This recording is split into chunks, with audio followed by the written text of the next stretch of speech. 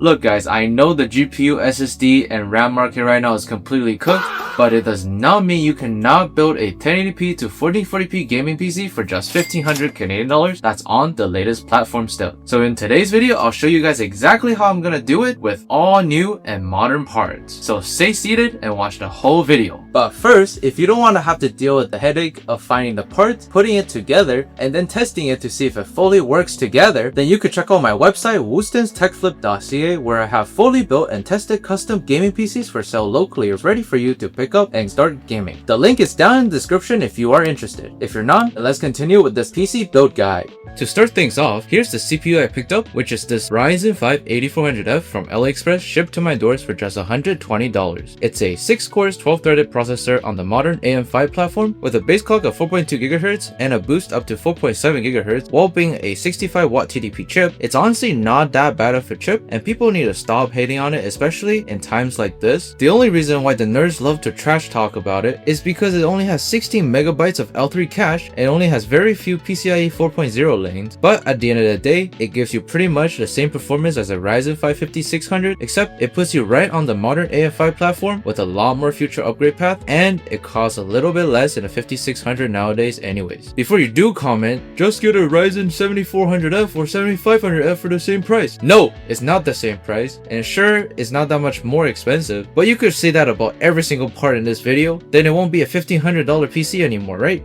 Anyways, to actually use the Ryzen 5 8400F, I went with the Maxim B850ME Sport Wi-Fi ICE motherboard I got off AliExpress for 150 Canadian dollars. I'm mainly using this board because I just have it on hand. You could definitely go with a more recognized B650 or A620 if you do prefer that, but for me, I really have no issues with Maxim, especially when they have been putting out a lot of solid budget boards lately, and it's pretty well known in China. This eSport board got Wi-Fi 6 and Bluetooth built in, but with only 2 RAM slots, which is actually proven to be better for gaming, so it's not a huge deal. Plus, going with a newer B850 chipset means that we get longer driver support for future CPUs. Also, works with pretty much anything that AMD has out right now out of the box. And speaking about parts that will work right out of the box, this kit of white XPG 16GB 2x8GB DDR5 memory clocked at 5600 megatransfer CL46 should work perfectly for just $336 after tax from Memory Express. I was lucky enough to snatch this kit for around the same price as some black RGB sticks. However, at the time of recording, that price has long skyrocketed, so you might have to stick with uglier kits if you are following this guide. Just a quick note, CL46 and 5600 megatransfer is not the fastest memory in the world, but in 2026, I honestly cannot complain, especially when it's a matching white dual channel kit.